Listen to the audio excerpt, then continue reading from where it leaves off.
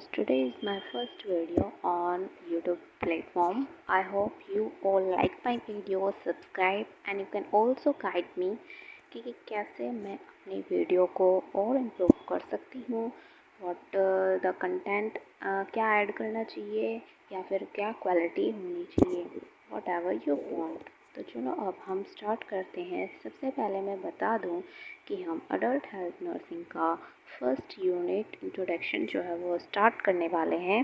Adult health nursing को पहले medical surgical nursing भी कहते थे, इसका नाम चेंज हो गया है अडल्ट हेल्थ नर्सिंग के अंदर। अब हम बताते हैं कि अडल्ट हेल्थ नर्सिंग के अंदर होता क्या है। Adult health nursing is a branch of nursing that focus on the care of individual in the adult age group. मतलब जो अडल्ट हेल्थ नर्सिंग है वो नर्सिंग की ऐसी ब्रांच है जो कि किसके ऊपर फोकस करती है, इंडिविजुअल के केयर के ऊपर फोकस करती है, मेनली जो अडल्ट एज ग्रुप है, ठीक है, 18 से और उससे above. Aiming to promote the health, यानी कि उनके हेल्थ को और ज़्यादा क्या करना, प्रमोट करना। ये क्या है, इसका एम है।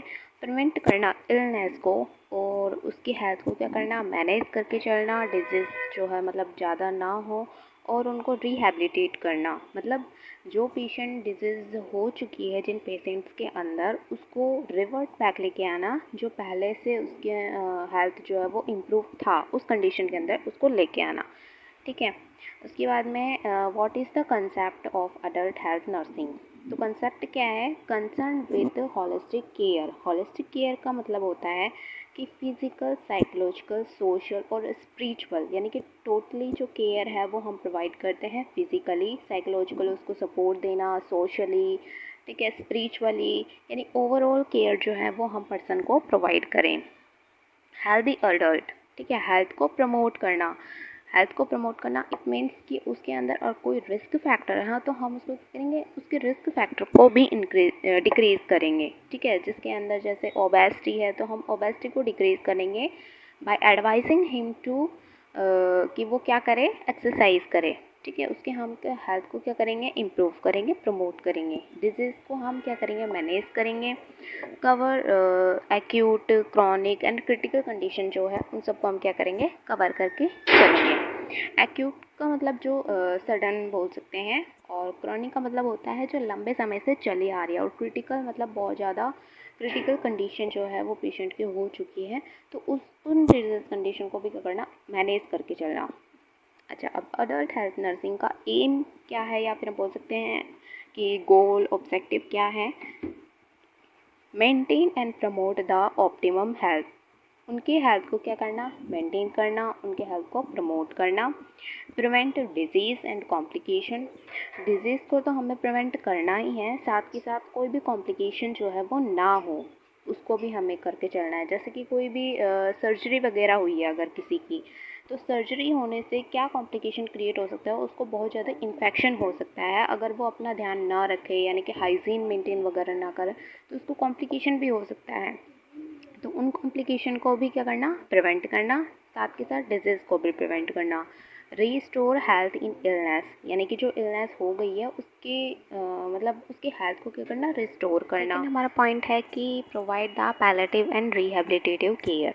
पैलेटिव का मतलब होता है कि जो पेशेंट लास्ट स्टेज पे है, दैट मीन्स कि जैसे कोई भी कैंसर पेशेंट है तो उसकी लास्ट स्टेज अगर चल रही है और वो ठीक नहीं हो सकता, हमें पता है, लेकिन फिर भी हम उसको क्या करते हैं, केयर प्रोवाइड करते हैं, उनके सिम्टम्स को हम मतलब कि कम करने की कोशिश करते हैं, ठीक है। रिहेबिलिटेटिव मैंने आपको बता दिया कि उसको उसी कंडीशन के अंदर लेके आना जिस कंडीशन के अंदर उसको डिजीज़ कंडीशन नहीं थी, ठीक है। रिहेबिलिटेटिव यानी रिवर्ट बैक लेके आना उसी कंडीशन के अंदर। Improve the quality of life, उसकी लाइफ की क्वालिटी को क्या करना, इम्प्रूव करना। अगला हमारा टॉपिक है scope of adult health nursing. क्या क्या स्कोप हो सकते हैं, AHN के।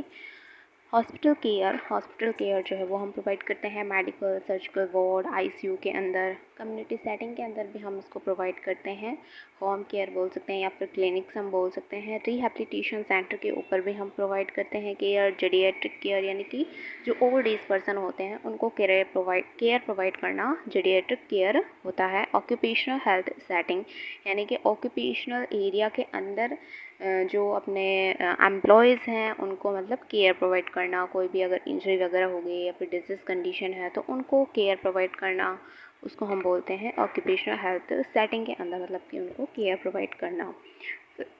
किस प्रिंसिपल के ऊपर मतलब एडल्ट हेल्थ नर्सिंग जो है वो काम करती हैं? Patient centre care. Patient centre care का मतलब होता है कि टोटली पेशेंट को केयर प्रोवाइड करना, ठीक है, ओवरऑल जो है पेशेंट को केयर प्रोवाइड करना। इसके अंदर हम बोल सकते हैं इंडिविजुअल सेंटर केयर भी हम इसको बोल सकते हैं।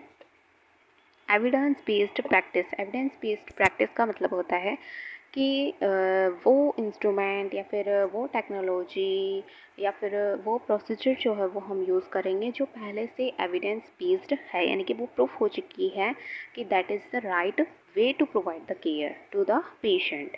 सेफ्टी एंड इन्फेक्शन कंट्रोल, उनका ध्यान रखना, उनकी सेफ्टी का ध्यान रखना, इन्फेक्शन को कंट्रोल करके रखना। एथिकल एंड लीगल रेस्पॉन्सिबिलिटी, यानी कि पेशेंट की एथिकल और लीगल रेस्पॉन्सिबिलिटीज़ का भी ध्यान रखना है कि उन्हें उनके मतलब राइट्स के ऊपर कोई भी हानि ना पहुँचे। कंटिन्यूटी ऑफ केयर का मतलब हो गया कि कंटिन्यूटी के अंदर हम जो है वो केयर प्रोवाइड करेंगे, ये नहीं है कि हमने आज दे दिया कल नहीं, ऐसे मतलब कि गैप नहीं होना चाहिए, कंटिन्यूटी के अंदर हम केयर प्रोवाइड करेंगे। होलिस्टिक अप्रोच मैंने बता ही दिया कि फिज़िकल, साइकोलॉजिकल, सोशल, स्पिरिचुअल जो है टोटली केयर प्रोवाइड करना to the patient. Okay,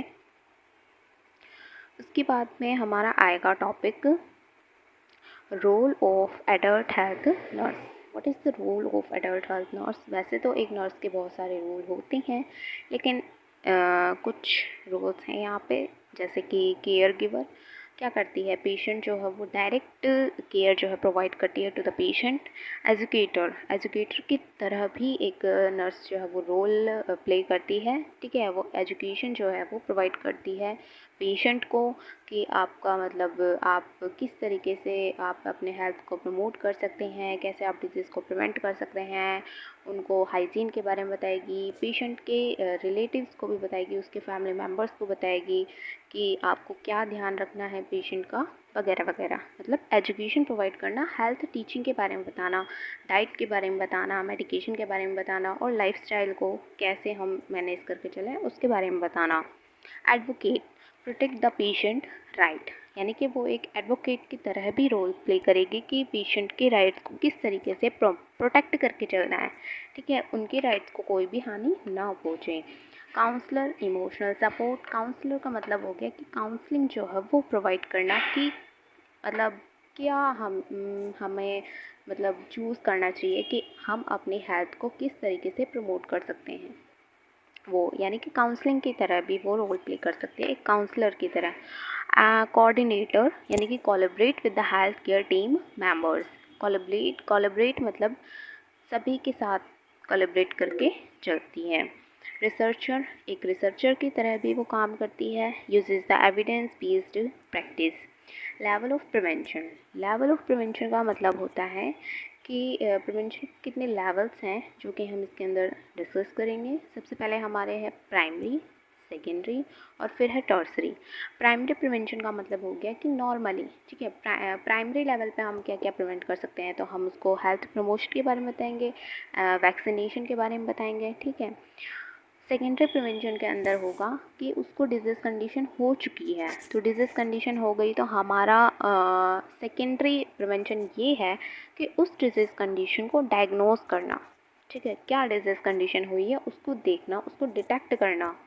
screening का मतलब वही हो गया कि उसको डिटेक्ट करना, ठीक है। टर्सरी प्रिवेंशन के अंदर होगा कि रिहैबिलिटेट यानी कि रिवर्ट बैक के अंदर लेके आना, उसको कॉम्प्लिकेशंस को प्रिवेंट करना।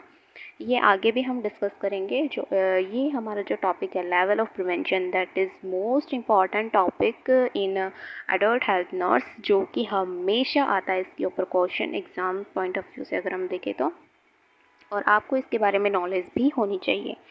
Common health problems in adults. वैसे तो हम इस मतलब जो ये एडल्ट हेल्थ नर्सिंग जो अपना सब्जेक्ट है, इसके अंदर हम बहुत सारी कॉम्प्लिकेशंस या फिर बहुत सारे हम हेल्थ प्रॉब्लम्स के बारे में पढ़ेंगे, लेकिन इसके अंदर मैं आपको बता दूं कि कुछ हमने लिए हैं। हाइपरटेंशन, एमआई यानी कि मायोकार्डियल इंफ्राक्शन, रेस्पिरेटरी डिजीज़ से हम देखें तो अस्थमा हो गया, और COPD हो गया, डायबिटीज़ मेलाइटस, रीनल डिसऑर्डर से हम देखेंगे, कुछ गैस्ट्रोइंटेस्टाइनल डिजीज़ कंडीशन देखेंगे और न्यूरोलॉजिकल डिसऑर्डर्स भी देखेंगे। ठीक है, उसके बाद में है nursing process in adult health nursing. What is the nursing process? Nursing process जो है वो बहुत ही ज़्यादा इम्पॉर्टेंट है और ये आपको हेल्प करेगा NCPs बनाने के अंदर, जो कि आपके एनुअल एग्ज़ाम या फिर अब तो सेमेस्टर वाइज होने लगे, तो सेमेस्टर के अंदर भी आपको बनाने में हेल्प करता है, जो कि हमेशा बनाने के लिए आता है क्वेश्चन के अंदर।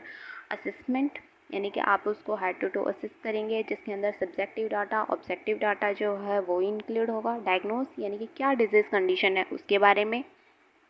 प्लानिंग, प्लानिंग का मतलब हो गया कि आप क्या क्या प्लान कर रहे हो पेशेंट के मतलब ऊपर कि क्या हम मतलब प्लानिंग करें कि उसकी डिजीज़ कंडीशन इम्प्रूव हो जाए। ठीक है, उसके बाद में आएगा इम्प्लीमेंटेशन। इम्प्लीमेंटेशन के अंदर आएगा कि जो हमने प्लानिंग किया है अब उस पेशेंट के ऊपर इम्प्लीमेंट करना। जैसे कि प्लानिंग के अंदर था कि हमें क्या करना है, वाइटल सेल को मॉनिटर करना है, और इम्प्लीमेंटेशन के अंदर आ जाएगा कि हमने वाइटल साइन जो है मॉनिटर कर लिया है।